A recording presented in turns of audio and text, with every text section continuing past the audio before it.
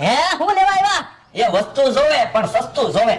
સસ્તું તો બાકસ આવે રૂપિયાનું. એ રૂપિયામાં તો બધી દુકાને બાકસ મળે. રૂપિયાના 2 બાકસ આપો તો સસ્તું કહેવાય. વાંધો નહીં, લાવો રૂપિયો. આ લ્યો. લ્યો 2 બાકસ.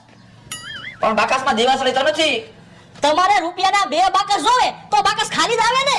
જવા બોલો તો ખાલી બાકસ મારે શું કરવા? તો પણ પોણા રૂપિયાનું તો મારે બાકસ પડે. મારે તમને રૂપિયાના 2 બાકસ તો કેમ દેવા?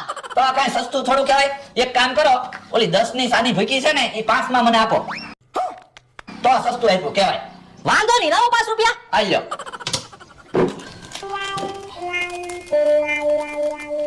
લ્યો.